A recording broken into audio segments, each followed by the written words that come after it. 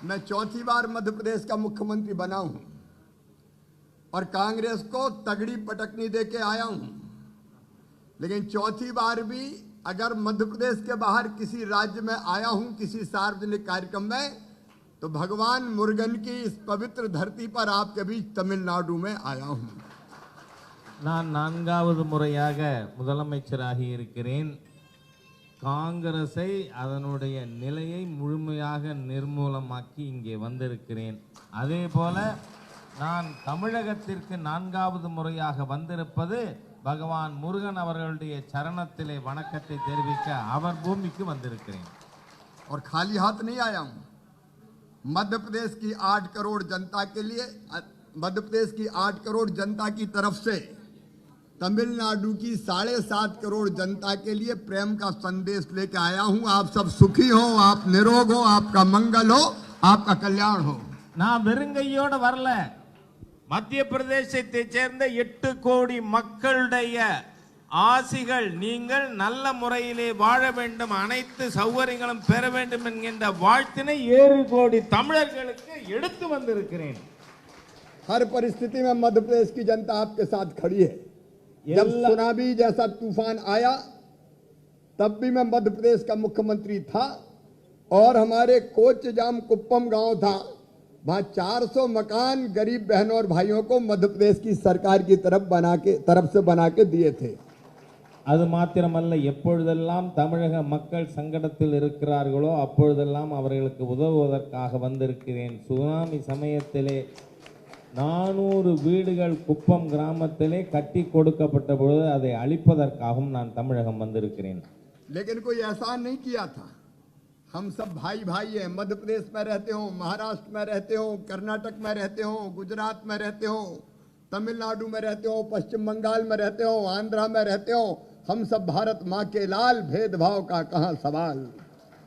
அது சும்மா சாதாரணமான விஷயம் இல்லை. மத்திய பிரதேசத்தில் இருக்கின்ற மக்களோ, மகாராஷ்டிரத்தில் இருக்கின்ற மக்களோ, குஜராத்தில் இருக்கின்ற மக்களோ, ஆந்திராவில் தமிழகத்தில் இருக்கின்ற மக்கள் எந்த விதமான பேதங்களும் இல்லாமல் ஒற்றுமையாக இருக்கின்ற செய்தியோடு வந்திருக்கிறேன். आज सच में मेरा जीवन धन्य हो गया। भगवान मुरुगन की इस पवित्र धरती पर आने का मुझे सौभाग्य मिला है। वे भगवान मुरुगन जिनको उत्तर भारत में कार्तिकेय के नाम से जाना जाता है, वे भगवान मुरुगन जिन्होंने असुरों का संहार किया, वे भगवान मुरुगन जिनने अधर्म का नाश किया, वे भगवान मुरुगन जो तमिलनाडु की जनता के रक्षक हैं, और वे भगवान मुरुगन जिनको भारत नहीं दुनिया में जहां जहां भारतीय रहते हैं उन्हें पूजा जाता है, उन्हें प्रणाम किया जाता है। நான் என்னுடைய வாழ்நாளிலேயே மிக முக்கியமாக நாள் இன்னைக்கு. காரணம் என்னன்னா, ஆண்டவன் முருகனுடைய மண்ணிலே நான் இங்கு வந்திருக்கிறேன். இங்கு ஆண்டவன் முருகன் நமக்கு அருள்பாலிப்பது போல கார்த்திகேயன் என்கின்ற பெயரிலே நாடு முழுவதும் அவர் மக்களுக்கு அருள்பாலித்து கொண்டிருக்கிறார். அவர் அசுரர்களை சம்ஹாரம் செய்தவர். தமிழக மக்களை ரட்சித்து கொண்டிருக்கின்ற முருகனுடைய மண்ணிலே நான் இப்பொழுது இங்கு வந்திருக்கிறேன். ये मेरा परम सौभाग्य है कि इस पवित्र धरती पर आने का मुझे मौका मिला है। तमिलनाडु के टुटकुड़ी जिले की इस पावन धरा में ये वो महान भूमि है जिसने अंग्रेजों के खिलाफ लड़ने वाले महान योद्धा वीर पांडे कट्टबोम्मन को जन्म दिया।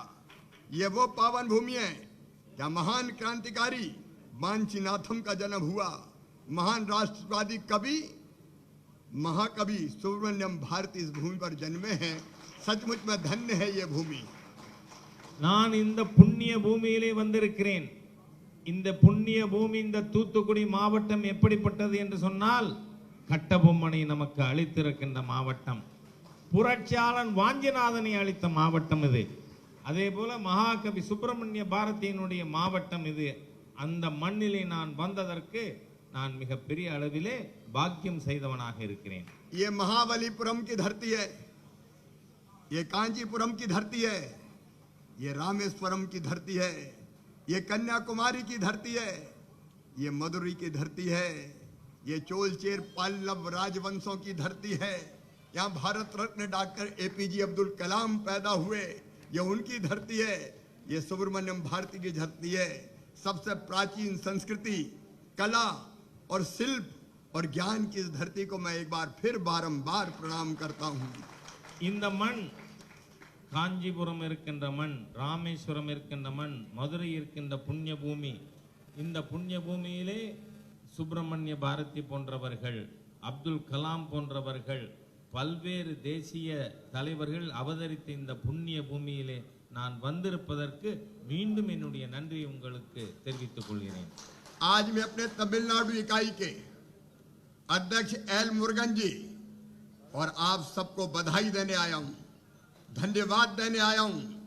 भगवान मुरुगन का जिन्होंने अपमान किया, भगवान मुरुगन जो हमारी श्रद्धा के केंद्र है, हमारी आस्था के केंद्र है, जो हमारी प्रेरणा है, जो हमारी भक्ति है, उनका अपमान किया। तो ये वेल यात्रा निकालने वाले मेरे अध्यक्ष एल मुरुगन जी, सचमुच में आपने अद्भुत कार्य किया है। मैं आपका स्वागत करता हूं, मैं आपका वंदन करता हूं, मैं आपका अभिनंदन करता हूं। நான் இந்த நிகழ்ச்சிக்கு வந்திருப்பது, இந்த வேல் யாத்திரை நம்முடைய ஆண்டவன் நமக்கு அருள்பாலிப்பவர், நமக்கு அன்பிற்குரியவர், மரியாதைக்குரியவர், அந்த முருகன் இங்கு அவமானப்படுத்தப்பட்டதை எதிர்த்து இங்கு முருகன் வேல் யாத்திரை மேற்கொண்டிருக்கிறார். அவரை பாராட்டுவதற்காக உங்களுக்கு என்னுடைய வாழ்த்துக்கள், நன்றி ஆகியவற்றை தெரிவிப்பதற்காக நான் இங்கே வந்திருக்கிறேன். ये बेल यात्रा भगवान मुरुगन की विजय यात्रा जैसी है। भगवान मुरुगन ने हमारी रक्षा के लिए असुरों का संहार किया था और ये वेल यात्रा राष्ट्र विरोधियों की, नास्तिकों की, जो हमारी संस्कृति पर प्रहार करते, उनके विनाश का कारण बनेगी, उनको जड़ से उखाड़ के फेंक देगी। எப்படி முருகன் நம்மை ரட்சிப்பதற்காக அசுரர்களை இந்த மண்ணிலே அடித்தார், அதுபோல இந்த வேல் யாத்திரையானது தமிழகத்தில் இருக்கின்ற அசுர சக்திகளை, நாத்திக சக்திகளை, தேச விரோத சக்திகளை வேரோடும் வேரடி மண்ணோடும் முழுமையாக அழிப்பதற்கான யாத்திரை இது என்பதை நான் இங்கு வலியுறுத்துகிறேன். बहन और भाई, अत्यंत दुर्भाग्यजनक है, करुप्पार कुटम ने समस्त हिंदू समाज के आस्था के केंद्र आराध्य देव भगवान मुरुगन का अपमान किया है। उनके विषय में अनर्गल बातें कही है, ऐसे प्रभु के बारे में जो सबकी रक्षा करते हैं, जो सबको आशीष देते हैं, जिनका आशीर्वाद सब पर बरसता है। मैं ऐसे लोगों को चेतावनी देना चाहता हूं, एक सीमा के आगे मत जाओ, नहीं तो तमिलनाडु और हिंदुस्तान की जनता तुम्हें छोड़ेगी नहीं। இந்த தமிழகத்திலே துர்பாக்கியமான நிலை என்னவென்று சொன்னால், இந்த கருப்பர் கூட்டம் நம்முடைய பக்திக்கு, நம்முடைய ஆராதனைக்கு மையமாக இருக்கின்ற பகவான் முருகனை அவமானப்படுத்தி அவர்கள் இங்கே அவமதித்ததை பார்த்தோம். நான் இந்த கருப்பர் கூட்டத்திற்கு எச்சரிக்க விரும்புகிறேன், தயவு செய்து எல்லை மீறாதீர்கள். அப்படி எல்லை மீறுவீர்களே ஆனால் தமிழக மக்களும் பாரத நாட்டு மக்களும் உங்களை முடித்து விடுவார்கள் என்று நான் அவர்களை எச்சரிக்கிறேன். तमिल परिवारों में हमारा दिन शुरू होता है भगवान मुरुगन के प्रातः स्मरण कंदा षष्ठी कवसम से। एक कोई तमिल हिंदू मुझे बता दीजिए जिसने अपने जीवन में पळनी मुरुगन, तिरुचेंदूर मुरुगन का आशीष ना पाया हो। यहां तक कि भारत भूमि से हजारों दूर, चाहे सिंगापुर हो, चाहे मलेशिया हो, भगवान मुरुगन के विशाल मंदिर बने हुए, विशाल मंदिर, और दुनिया भर में उनकी पूजा होती है। தமிழகத்திலே எந்த குடும்பத்திலாவது காலையிலே முருகனுடைய வாழ்த்தாக இருக்கின்ற கந்த சஷ்டி கவசத்தை படிக்காத வீடுகள் உண்டா? தமிழகத்திலே பழனி முருகன், திருச்செந்தூர் முருகனுடைய அருள் பெறாத தமிழ் மக்கள் உண்டா?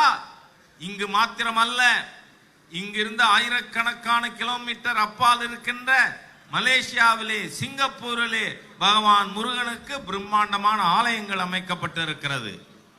मैं ऐसे लोगों को फिर चेतावनी देना चाहता हूं, अपनी हरकतों से बाज आओ, हमारी श्रद्धा का मजाक मत बनाओ।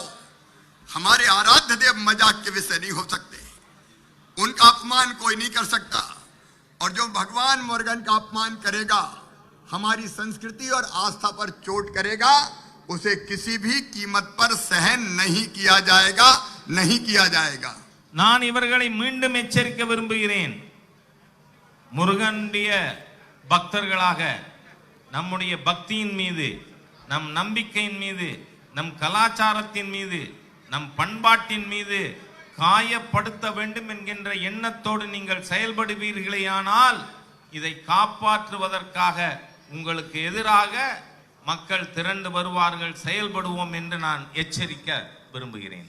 बिना आध्यात्मिक चेतना के, बिना धार्मिक चेतना के कोई भी व्यक्ति पूर्णता को प्राप्त नहीं कर सकता। पश्चिम के देश भौतिक प्रगति उनने की होगी, लेकिन मन में संतुष्टि का भाव नहीं है। और ऐसे लोग जिनके पास धन के अकूत भंडार भी है, उन्हें जब आत्म संतुष्टि चाहे न होती है तो भगवान मुरुगन की शरण में ही आते हैं।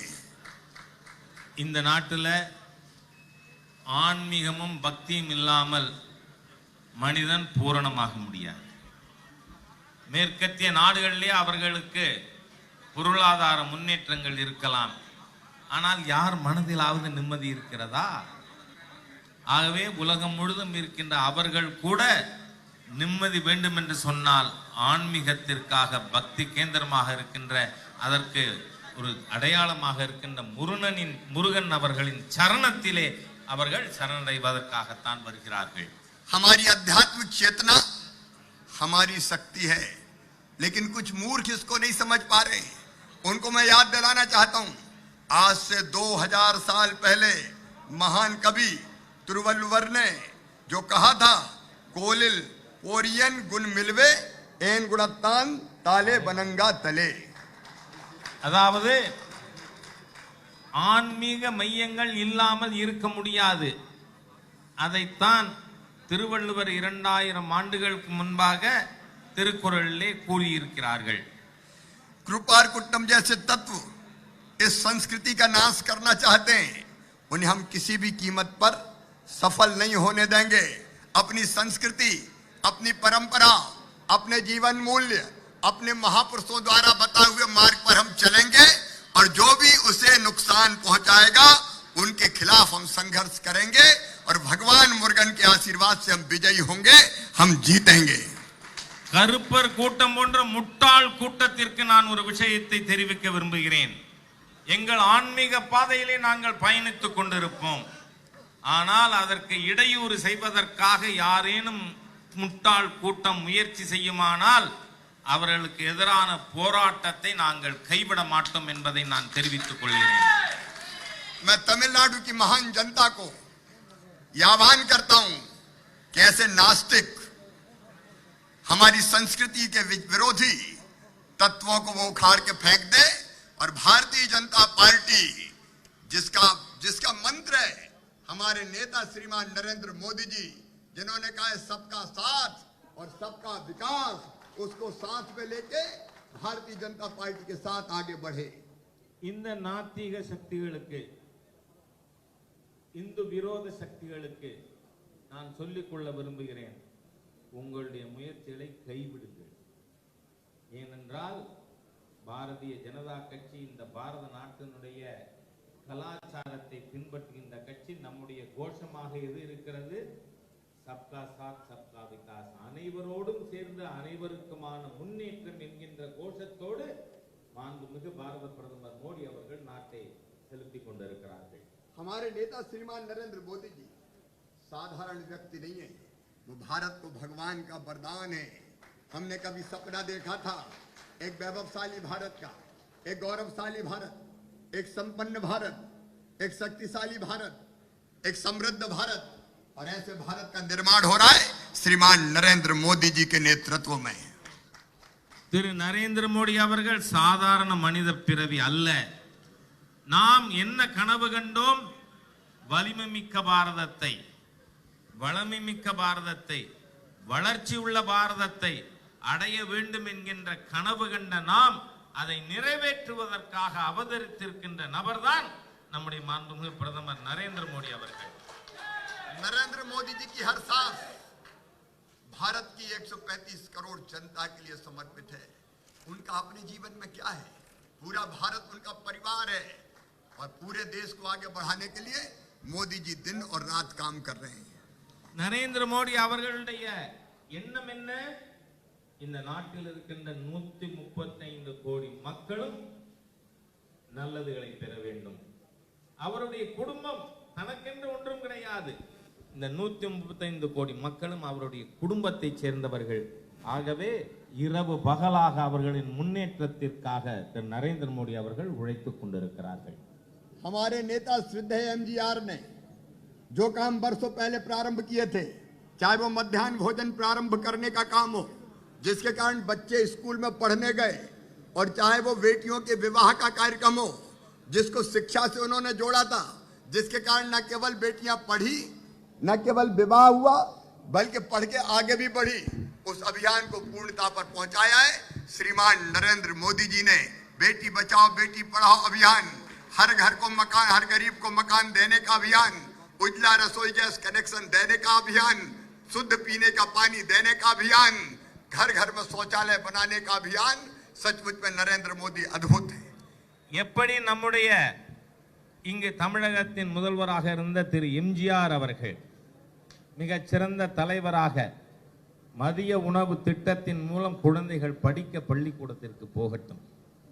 அது மாத்திரமல்ல, பெண் குழந்தைகளுடைய திருமணங்களுக்கான நலத்திட்டங்கள், இந்த மாதிரியான திட்டங்களை இங்கு தமிழகத்திலே செயல்படுத்தியதை போல இன்று நரேந்திர மோடி அவர்களுடைய அரசாங்கம் பேட்டி பச்சாவ் பேட்டி படாவ் திட்டத்தின் மூலமாக பெண் குழந்தைகளை காப்போம், பெண் குழந்தைகளை படிக்க வைப்போம்.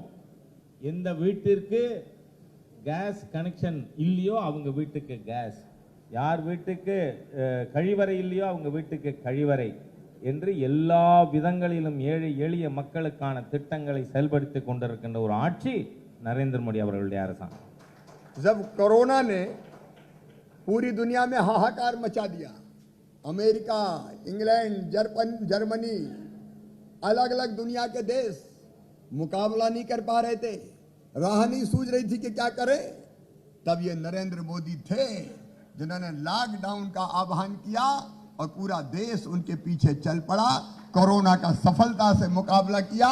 नरेंद्र मोदी जी ने, ट्रंप कोरोना का मुकाबला नहीं कर पाए इसलिए चुनाव में हार गए, लेकिन नरेंद्र मोदी जी ने कोरोना के संकट से देश को बाहर निकालने के लिए कुशलता से नेतृत्व किया है. கொரோனா சமயத்திலே மிகப்பெரிய முன்னேறிய நாடுகள், அது அமெரிக்காவோ இங்கிலாந்தோ ஜெர்மனியோ, கொரோனாவை அவர்களால் எதிர்கொள்ள முடியவில்லை. ஆனால் இந்த கொரோனாவை எதிர்கொள்வதற்காக மோடிஜி அவர்கள் அழைப்பு அறைகூவல் விட்டார்கள். இந்த லாக்டவுன் முழு அடைப்பு நாம் கொண்டு வந்தோம். இந்த நாட்டு மக்கள் அனைவரும் மோடியின் பின்னால் இருந்தார்கள். நாம் அதிலே கொரோனாவை எதிர்கொள்வதிலே வெற்றி பெற்றிருக்கிறோம். ஆனால் ட்ரம்ப்னால முடியல, அதனால்தான் ட்ரம்ப் அவர்கள் தோற்று போனார்கள். ஆகவே உலகம் முழுவதும் அவர்களால் செய்ய முடியாத விஷயத்தை கொரோனாவுக்கு எதிரான போராட்டத்தில் மோடி அவர்கள் சரியான நடவடிக்கையின் மூலம் வெற்றி பெற்றிருக்கிறார்கள். बहन और भाइयों, ये सच है, मोदी है तो मुमकिन है. मोदी हर चीज को मुमकिन कर देते हैं और इसलिए बहुत जल्दी हमारा विश्वास है कोरोना की वैक्सीन भी हिंदुस्तान की धरती पर आएगी और जनता को वैक्सीन लगाई जाएगी. मोदी है तो पॉसिबल है, पॉसिबल पॉसिबल, इम्पॉसिबल कुछ भी नहीं पॉसिबल है. மோடின்னு சொன்னாலே சாத்தியமானது என்று அர்த்தம். ஏனென்றால் இந்த கொரோனாவிற்கு எதிராக நடவடிக்கையிலே வெற்றிகரமாக அதற்கு எதிரான தடுப்பூசியும் இந்தியாவிலே உருவாக்கக்கூடிய விதத்தில் சாத்தியமான ஒரு தலைமையாக மோடி அவர்கள் இருக்கிறார்கள். और मोदी जी ने किसानों के कल्याण के लिए जो काम किया है, हिंदुस्तान क्या दुनिया में कहीं नहीं हुआ. ये मोदी है जिन्हें प्रधानमंत्री किसान सम्मान निधि के रूप में तमिलनाडु के किसानों के खाते में भी हजारों करोड़ रुपए की राशि डाली है. ये मोदी है जिन्होंने प्रधानमंत्री फसल बीमा योजना बनाई है. ये मोदी है जिन्होंने 3 किसान कानून बनाए हैं. मैं दावे के साथ कहता हूं, ये कानून किसान विरोधी नहीं है.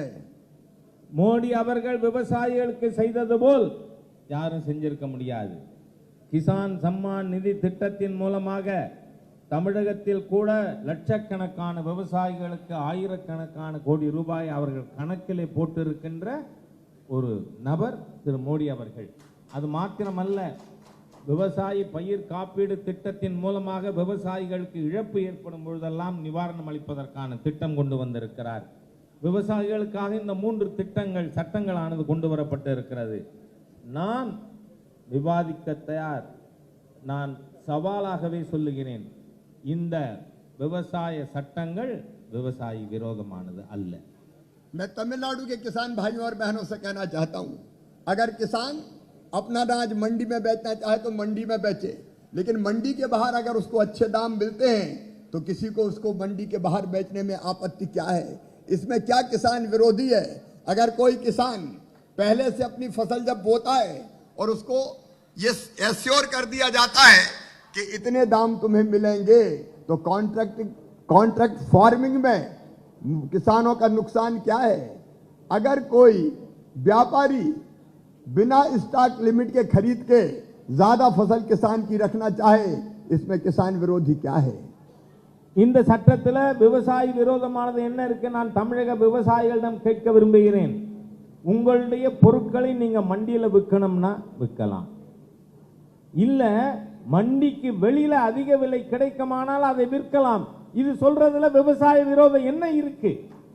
ஆகவே விவசாயி கான்ட்ராக்ட் ஃபார்மிங், ஒப்பந்த பண்ணையம், அதுலயும் என்ன, விவசாயிகளுக்கு வெளியில அதிகமான விலை கிடைக்குமானால் அவர்கள் விற்றுக்கொள்ள முடியும் என்கின்ற ஷரத்து அதிலே இருக்கிறது. ஆகவே இதில் விவசாயிகளுக்கு விரோதமான அம்சங்கள் எதுவும் கிடையாது. लेकिन कांग्रेस और बाकी विरोधी पार्टियां डीएमके जैसी जब मैदान में मुकाबला नहीं कर पाती तो फिर गलत तरीके से विरोध करवाने का काम करती है. मैं मोदी जी के नेतृत्व में पूरा विश्वास करता हूं और अब हम संकल्प लेते हैं कि मोदी जी आप आगे बढ़ो, किसान आपके साथ है, तमिलनाडु आपके साथ है, देश आपके साथ है. எப்பொழுது நேரடியாக களத்திலே நம்ம எதிர்கொள்ள முடியவில்லையோ, காங்கிரஸ் திமுக போன்ற எதிர்க்கட்சிகள் பொய்யான பிரச்சாரங்களை செய்து எதிர்க்க பார்க்கிறார்கள்.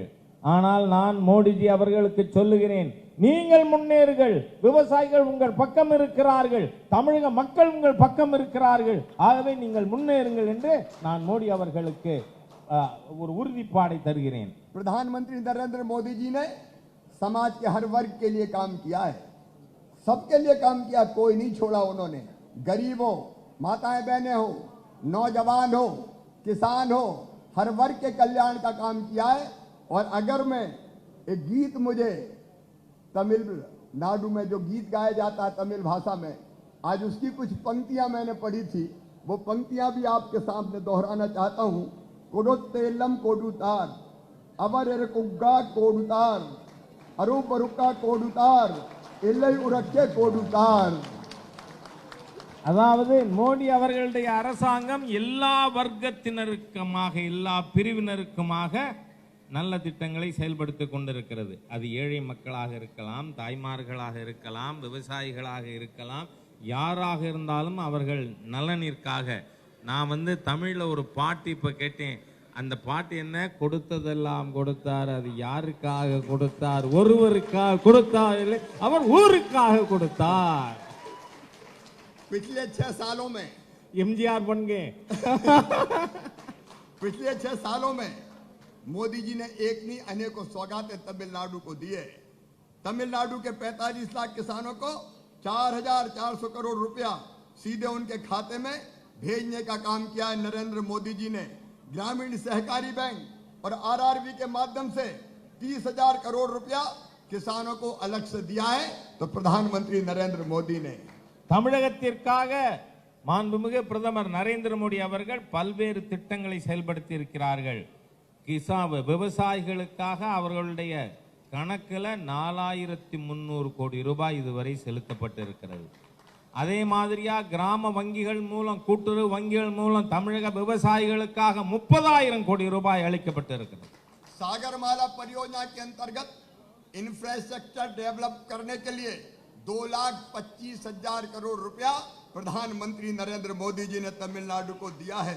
आने वाले समय में पोर्ट हो, एयरपोर्ट हो, सड़कें हो, अलग ढंग से तमिलनाडु में विकसित होते हुए दिखाई देंगी.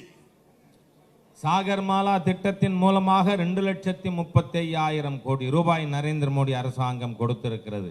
அதே போல துறைமுகங்களை மேம்படுத்துவதற்காக மீனவர் துறைமுகம் மற்றது இதை மேம்படுத்துவதற்கான திட்டங்களும் அளிக்கப்பட்டிருக்கின்றன. एक साल में 32,800 करोड़ रुपए की राशि तमिलनाडु के विकास के लिए दी है। तो प्रधानमंत्री नरेंद्र मोदी जी ने कांग्रेस या यूपीए की सरकार ने इतनी राशि कभी नहीं दी। அதே மாதிரியாக ஒரு வருஷத்துக்கு 32,800 கோடி ரூபாய் நரேந்திர மோடி அரசாங்கம் தமிழகத்திற்கு கொடுத்திருக்கிறது. இதற்கு முன்பாக காங்கிரஸ் ஒரு காலகட்டத்திலும் இம்மாதிரியாக கொடுத்தது. आप जानते हैं मेरे बहनों और भाइयों, तमिलनाडु के चौतरफा विकास के लिए 70,000 करोड़ के प्रोजेक्ट्स का शिलान्यास और भूमि पूजन किया गया है। तमिल की गर्व करने योग्य परंपरा जलीकट्टू को फिर से प्रारंभ कर दिया गया है। जलीकट्टू 70,000 करोड़ रुपया अलग अलग प्रोजेक्ट्स के பல்வேறு திட்டங்களுக்காக 70,000 கோடி ரூபாய் தமிழக அரசிற்கு திட்டங்களுக்காக மத்திய அரசு கொடுத்திருக்கிறது. அதோடு மட்டுமல்ல, நிறுத்தி வைக்கப்பட்டிருந்த ஜல்லிக்கட்டை தமிழகத்திலே நடத்த அதிகாரம் கொடுத்தது மோடி सरकार। तमिलनाडु में नए 11 मेडिकल कॉलेज, तमिलनाडु में 12 स्मार्ट सिटी, तमिलनाडु के 48 लाख खाता धारकों को 15,500 करोड़ रुपए का मुद्रा लोन भी दिया है। तो प्रधानमंत्री नरेंद्र मोदी ने தமிழகத்தில் ஸ்மார்ட் சிட்டி 11 மருத்துவக் கல்லூரிகள், அதே மாதிரியாக பல்வேறு ये 11 मेडिकल कॉलेजेज, 12 मुद्रा लोन 15,500 करोड़, 15,500 கோடி ரூபாய் முத்ரா வங்கி கடன் திட்டத்திலே தமிழகத்திற்கு மட்டும் கொடுக்கப்பட்டிருக்கிறது। 7 लाख करोड़ रुपए के डिफेंस कॉरिडोर को भी मंजूरी दी है। मदुरै में एम्स अस्पताल और तूतीकोरिन में नए पोर्ट की स्थापना ये भी नरेंद्र मोदी जी ने की। அதாவது தமிழகத்திற்கு 7 लाख करोड़ 7 லட்சம் கோடி ரூபாய்க்கு திட்டங்கள் கொடுக்கப்பட்டிருக்கிறது। மதுரையில் எய்ம்ஸ் கல்லூரிக்கு அனுமதி வழங்கப்பட்டிருக்கிறது। தூத்துக்குடி புதிய துறைமுகத்திற்கான அஸ்திவாரம் போடப்பட்டிருக்கிறது। केंद्र की एनडीए सरकार, भारतीय जनता पार्टी की सरकार, नरेंद्र मोदी जी, अमित शाह जी और हमारे राष्ट्रीय अध्यक्ष जेपी नड्डा जी तमिलनाडु के साथ खड़े हैं, हर पल साथ है और तमिलनाडु के विकास में कोई कसर नहीं छोड़ी जाएगी। நம்முடைய மாண்புமிகு பிரதமர் நரேந்திர மோடி அவர்கள், உள்துறை அமைச்சர் மரியாதைக்குரிய அமித்ஷா அவர்கள், பாரதிய ஜனதா கட்சியின் அகில இந்திய தலைவர் நட்டாஜி அவர்கள் தமிழகத்தினுடைய நலனுக்காக ஒவ்வொரு விஷயத்திலும் கவனம் செலுத்தி வருகிறார்கள்। எந்த விதத்திலும் தமிழகம் பாதிக்கின்ற அளவிற்கு நாம் அனுமதிக்க மாட்டோம்। और यही विकास की दृष्टि है कि भारतीय जनता पार्टी देश में चारों तरफ आगे बढ़ रही है। मध्य प्रदेश में कांग्रेस कहती थी कि हमारे विधायक भाजपा में गए हैं, कोई नहीं जीतेगा, लेकिन भारी बहुमत से हम जीत के आ गए। बिहार में मीडिया के मित्रों ने तो घोषित कर दिया था कि भारतीय जनता पार्टी नहीं जीतेगी, लेकिन बिहार में ऐतिहासिक विजय भारतीय जनता पार्टी ने प्राप्त की है। और हैदराबाद, अभी हमारे मित्र बोल रहे थे, हैदराबाद नगर निगम में 12 गुना ज्यादा सीटें जीत के हम केसीआर के बराबरी पर पहुंच गए। और मैं दावे के साथ कह रहा हूं, पश्चिम बंगाल में भारतीय जनता पार्टी सरकार बनाने जा रही है।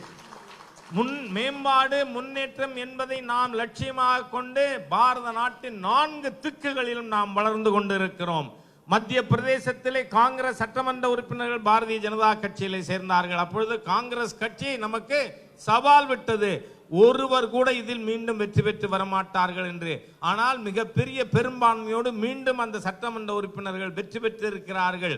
அதே மாதிரியாக பீகாரிலே சொன்னார்கள் பாரதிய ஜனதா கட்சி ஜெயிக்க முடியாதுன்னு, ஆனால் நாம் சரித்திர முக்கியத்துவம் வாய்ந்த வெற்றியை பீகாரிலே பெற்றிருக்கிறோம்।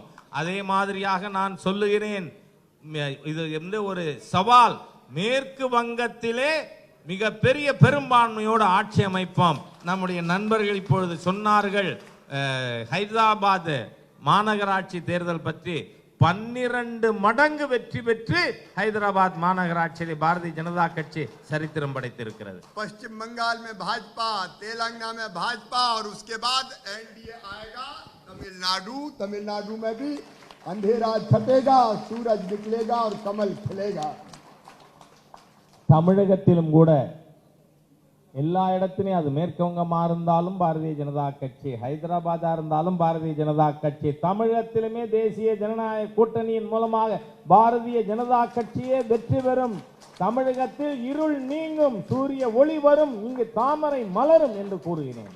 और यहाँ तो डीएमके के साथ कांग्रेस खड़ी है। कांग्रेस जिसके साथ जाती है वो डूब जाता है, बचता नहीं है। हम तो डूबे हैं सनम, तुमको भी ले डूबेंगे। बिहार में चले गई तेजस्वी आरजेडी के साथ, तो आरजेडी की लालटेनी बुझ गई, पता ही नहीं चला। और अब यहाँ डीएमके के साथ आ गई है। सोच रहे ना स्टालिन, ना तुम बचोगे, ना कांग्रेस बचेगी। தமிழகத்திலே இங்கு திராவிட முன்னேற்ற கழகம் காங்கிரஸோடு கூட்டணி வைத்திருக்கிறது. காங்கிரஸோடு யார் கூட்டணி வச்சாலும் மூழ்க வேண்டியதுதான். ஏன்னா அதாவது நம்ம தமிழ்ல ஒரு பழமொழி உண்டு, தானுங்கட்டு சந்திர புஷ்கரணிங்கிறது மாதிரி. அது என்ன சொல்றாரு, காங்கிரஸோட போனா தானும் முழுக வேண்டியதான், காங்கிரஸும் முழுக வேண்டியதான். அதனால இங்க ஸ்டாலினுக்கு நான் சொல்ல விரும்புறேன், கொஞ்சம் ஜாக்கிரதையா பாதுகாப்பா இருந்துக்கோ. ஏன்னா காங்கிரஸோட கூட்டணி வச்சா அதுவும் காலி, நீயும் காலி. और ये कार्यकर्ता बहनों और भाइयों तैयार हो जाओ, आने वाला समय तमिलनाडु में भाजपा का है। गांव गांव जाओ, अलग जगाओ, जागरण का मंत्र फूको और बैल यात्रा के माध्यम से वही काम एल मुरुगन जी और आप सब कार्यकर्ताओं ने किया है। मैं आपको बधाई देता हूं।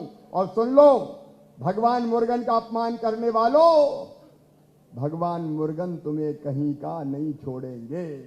मैं एक युक्ति के साथ भगवान मुरुगन के कंदा षष्ठी कावसन में जो कहा गया है उसके साथ अपनी बात समाप्त करूंगा।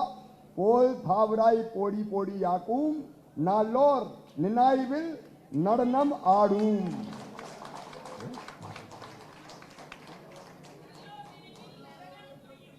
पोल थावराई पोड़ी पोड़ी याकूम,